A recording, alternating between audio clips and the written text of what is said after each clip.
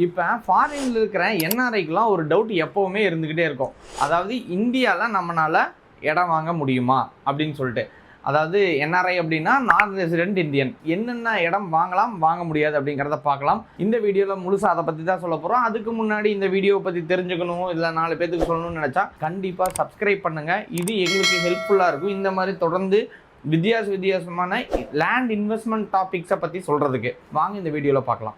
அதாவது இந்தியன் லா பேசிக்ஸ், அதாவது இந்தியன் லா என்ன சொல்லுது அப்படின்னா என்ஆர்ஐக்கள் இங்கே இந்தியாவில் லேண்டு கண்டிப்பாக வாங்கலாம் அப்படிங்கிறது தான் சொல்லுது. அதுலேயும் சில ரூல்ஸும் அப்ளிகபிளில் இருக்குது, எந்த லேண்ட் வாங்கக்கூடாது அப்படிங்கிறதுல.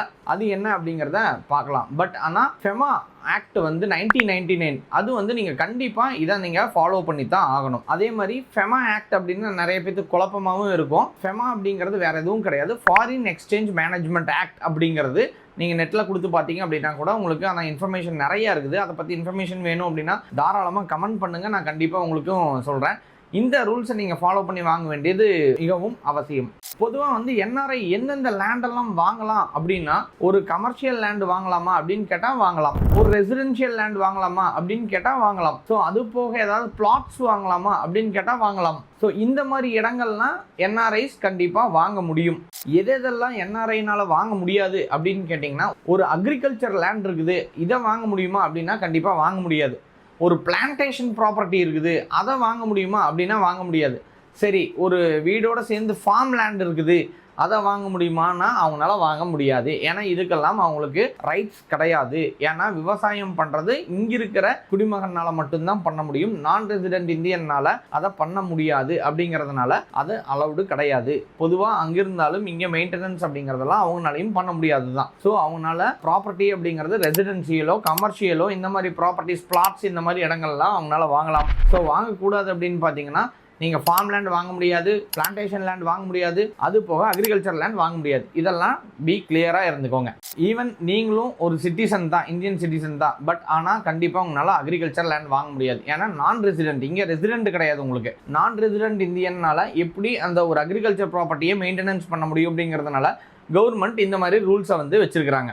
சரி, இதெல்லாம் இடம் வாங்குறதுக்கு என்ஆர்ஐக்கு என்னென்ன டாக்குமெண்ட் பற்றிக்கு தேவை அப்படிங்கிறதையும் பார்த்துடலாம். அவங்களோட வேலிட் பாஸ்போர்ட் இல்லாட்டி ஓசிஐ கார்டு கம்பல்சரி வேணும். அதுக்கப்புறம் பேன் கார்டு அப்படிங்கிறது மேண்டட்ரியாக வேணும். அதுக்கப்புறம் அந்த பர்சன் இங்கே அவைலபிளாக இல்லை அப்படின்னா பவர் ஆஃப் அட்டர்னி கண்டிப்பாக வேணும். அதுக்கப்புறம் என்ஆர்ஓ என்ஆர்இ இந்த பேங்க் அக்கௌண்ட் அப்படிங்கிறது பேமெண்ட் ப்ராசஸ்க்காக கம்பல்சரி வேணும்.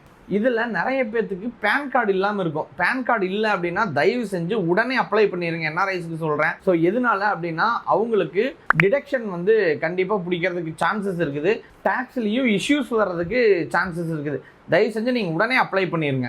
அதே மாதிரி பார்த்தீங்கன்னா பேமெண்ட்டுக்குன்னு ஒரு ரூல்ஸ் இருக்குது. அது பேமெண்ட் அவங்க பண்ணது ஒன்லி த்ரூ இந்தியன் பேங்க்ஸில் மட்டும்தான் பண்ண முடியும். ஸோ அது போக என்ஆர்இ அப்படின்னா என்ன அப்படின்னா நான் ரெசிடென்சியல் எக்ஸ்டர்னல் அக்கௌண்ட் அவங்களுக்கு இருக்கணும். அப்படி இருந்தால் தான் அந்த அக்கௌண்ட் வழியா அவங்களால பண்ண முடியும். அதே மாதிரி என்ஆர்ஓ அப்படின்னு முன்னாடி பார்த்துருப்போம். அப்படின்னா என்ன அப்படின்னா நான் ரெசிடென்சியல் ஆர்டினரி அப்படிங்கிற அக்கௌண்ட் இருக்கணும், அது இருந்தாலும் பண்ணலாம். அப்படி இல்லாட்டி எஃப்சிஎன்ஆர் ஃபாரின் கரன்சி நான் ரெசிடென்ட் அப்படிங்கிற வே மூலியமாகவும் நீங்களால பண்ண முடியும். இல்லை கேஷாவோ இல்லை ஃபாரின் பேங்க்ஸ் மூலியமா இங்கே நான் அனுப்புகிறேன் அப்படின்னாலோ கண்டிப்பாக இங்கே உங்களால் லேண்டை ரெஜிஸ்டர் பண்ண முடியாது, அது அக்செப்டபிளும் கிடையாது.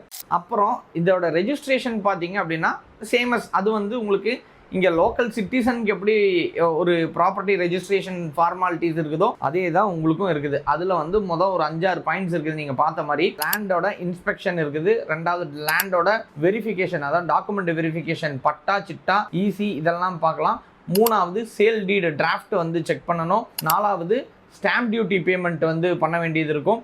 அஞ்சாவது ரெஜிஸ்ட்ரேஷன் அட் சப் ரெஜிஸ்டர் ஆஃபீஸில் நம்ம பண்ண வேண்டியது இருக்குது. இந்த 5 ஸ்டெப்ஸ் மேண்டட்ரி ரெஜிஸ்ட்ரேஷன் ப்ராசஸ். இதுக்கப்புறம் பார்த்தீங்கன்னா power of attorney accepted if NRI is in abroad அப்படின்னா. பட் ஆனால் பவர் ஆஃப் அட்டர்னியே இந்தியன் எம்பசியில் நீங்கள் ரெஜிஸ்டர் பண்ணியிருக்கணும். ஸோ ரெஜிஸ்டர்ட் மீன்ஸ் அதாவது அட்டஸ்டட் அண்ட் நோட்டிஃபைடு பண்ணி தான் இங்கே நீங்கள் அவங்களால பண்ண முடியும். நீங்கள் ரொம்ப லீகல் பாயிண்ட்ஸையும் ரொம்ப தெரிஞ்சு வச்சுக்கணும். அது ரொம்ப ரொம்ப இம்பார்ட்டன்ட் லீகல் பாயிண்ட்ஸ் என்னென்ன அப்படின்னு கேட்டிங்கன்னா, ஃபஸ்ட்டு டிடிஎஸ் அப்படிங்கிறது tax deduction source.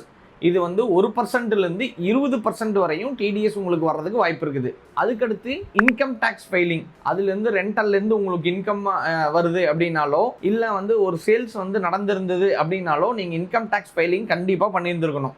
Legal advisor, இங்கே இருக்கிற யாராவது ஒரு லேண்டோட லீகல் அட்வைசர் வச்சு நீங்கள் வந்து ஈசி வெரிஃபை பண்ணுறதா இருக்கட்டும், பட்டா வெரிஃபை பண்ணுறதா இருக்கட்டும், இந்த மாதிரி நிறைய இன்டர்னல் டாக்குமெண்ட்ஸ் எல்லாத்தையும் வெரிஃபை பண்ணணும். ஈசிங்கிறது கம்பல்சரி மஸ்ட்டு. அதே மாதிரி லீகல் அட்வைசர் இல்லாமல் வாங்குறது கண்டிப்பாக ஒரு ஏமாற்றுறதுக்கும் நிறைய இடங்களுக்கு சான்சஸ் இருக்குது. ஸோ நான் நிறைய இடங்கள்ல சொல்கிறேன், தயவு செஞ்சு ஒரு லீகல் அட்வைசர் ஒப்பீனியன் கேளுங்க.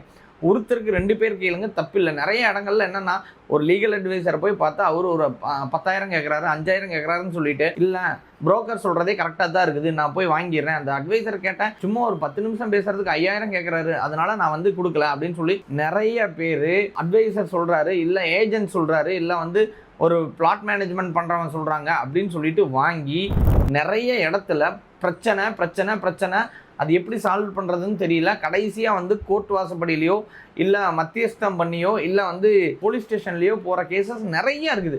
அதுக்கு ப்ரிலிமினரியாகவே ஒரு லீகல் அட்வைசரை இடம் வாங்குறதுக்கு முன்னாடி நான் 90% இந்த இடத்துல ஹோல்ட் ஆகிட்டேன், நீங்கள் எனக்கு ஜஸ்ட்டு வந்து வெரிஃபை பண்ணி சொல்லுங்கள், நீங்கள் ஓகே எந்த பிரச்சனையும் இல்லை அப்படின்ட்டிங்கன்னா தாராளமாக நான் போயிடுறேன் அப்படின்னு சொல்லி நீங்கள் போனீங்க அப்படின்னா உங்களுக்கு இந்த ப்ராப்பர்ட்டி கண்டிப்பாக எந்த பிரச்சனையும் இல்லாமல் ரெஜிஸ்ட்ரேஷன் முடிச்சுக்க முடியும். இதில் வந்து நான் ஒரு அக்ரி லேண்டை வாங்க போகிறேன் அப்படின்னா வித் கவர்மெண்ட் ரூல்ஸோட ஒரு எஃபெக்ட் இருக்குது. என்ன அப்படின்னா லேட்டரான் இதை வந்து நான் வந்து கமர்ஷியலாவோ ரெசிடென்சியலாவோ இதை நான் கன்வெர்ட் பண்ண போகிறேன் அப்படின்னு சொல்லி நீங்கள் வந்து கவர்மெண்ட்டிருந்து இஷ்யூஸ் இல்லாமல் அப்ரூவல் வாங்கி நீங்கள் பண்ணினீங்க அப்படின்னா அதுக்கு ஒரு சான்சஸ் இருக்குது. பட் ஆனால் ஃபார்மாலிட்டிஸ் ஹெவியாக இருக்கும். கன்க்ளூஷன் என்ன அப்படின்னா, 8,000 கண்டிப்பாக இங்கே இடம் வாங்க முடியும். ரெசிடென்ஷியல் வாங்கலாம், கமர்ஷியல் வாங்கலாம். எந்த லேண்ட் வாங்க முடியாது அப்படின்னா கம்பல்சரி அக்ரி லேண்ட் வாங்க முடியாது, ஃபார்ம் லேண்ட் வாங்க முடியாது. ஸோ என்ஆர்ஐகள் இடம் வாங்கணும் அப்படின்னா இந்த பேசிக்ஸான ஸ்டெப்ஸு, ஸோ லீகல் அட்வைஸ் இதெல்லாம் ஃபாலோ பண்ணுங்கள். பிஓஏ பவர் ஆஃப் அட்டர்னி கொஞ்சம் ஃபாலோ பண்ணுங்கள். அதே மாதிரி ஆர்பிஐ ரூல்ஸ் என்ன அப்படிங்கிறதையும் தெரிஞ்சுக்கோங்க. ஸோ அதுக்கப்புறம் இங்கே இருக்கிற லோக்கல் கவர்மெண்ட் ரூல்ஸ் என்ன அப்படிங்கிறதையும் தெரிஞ்சுக்கோங்க. உதாரணத்துக்கு நீங்கள் திருவள்ளூரில் வாங்கணும், சென்னையில் வாங்கணும், இல்லை சேலமில் வாங்கணும் அப்படின்னா டிஸ்ட்ரிக்ட் ரூல்ஸ் ஏதாவது இருக்குதா அப்படிங்கிறதையும் தெரிஞ்சுக்கிட்டு நீங்கள் வாங்கினீங்க அப்படின்னா உங்களுக்கு ரொம்ப ரொம்ப யூஸ்ஃபுல்லாக இருக்கும். ஸோ இதெல்லாம் தெரிஞ்சுக்கணுன்னா நீங்கள் ஜஸ்ட் ஒரு லீகல் அட்வைசர் பார்த்துறது ரொம்ப ரொம்ப நல்லது. இந்த வீடியோ உங்களுக்கு பிடிச்சிருக்கும் அப்படின்னு நான் நம்புகிறேன். இந்த மாதிரி இன்ஃபர்மேஷன் தெரிஞ்சுக்கிட்டே இருக்கணும் அப்படின்னா லேண்ட் டீல்ஸ் அப்படிங்கிற இந்த சேனலை நீங்கள் சப்ஸ்கிரைப் பண்ணிக்கோங்க. ஏதாவது டவுட்ஸ் உங்களுக்கு இருந்துச்சுன்னு தாராளமாக கேளுங்க. எங்களோட நம்பர் டிஸ்கிரிப்ஷனில் இருக்குது, தாராளமாக அதுக்கு கேளுங்க. ஸோ உங்களுக்கு ஃபோனில் எந்த டைமும் என்ன அட்வைஸ் கொடுக்க முடியும், இல்லை லீகல் அட்வைசரோட கனெக்ட் வேணும் அப்படின்னா தாராளமாக 1க்கு 10 பேர் இருக்கிறாங்க, கனெக்ட் பண்ணுறோம். கேட்டு தெரிஞ்சுக்கிட்டு தயவு செஞ்சு ஒரு ப்ராப்பர்ட்டியை வாங்குங்க. ஸோ ப்ராப்பர்ட்டி நீங்கள் அடுத்த தலைமுறை வரையும் கொடுக்க போகிறது, அதுதான் நாங்கள் அதிகமாக சொல்கிற விஷயம். ஒரு இடம் வாங்கணும் அப்படின்னா பணம் மட்டும் போதாது, வாங்கிறதுக்கு அந்த அறிவும் தேவை. அந்த அறிவை நாங்கள் இந்த லேண்ட் டீல்ஸ் சேனல் மூலிமா கொட்டி கொடுத்துக்கிட்டு இருக்கிறோம். நீங்கள் பண்ணக்கூடிய கமெண்ட்டும் நீங்கள் பண்ணக்கூடிய ஷேரும் எங்களுக்கு அடுத்தடுத்து வீடியோ போடுறதுக்கு என்கரேஜ்மெண்ட்டாக இருக்குது. ரொம்ப தேங்க்ஸ், நன்றி.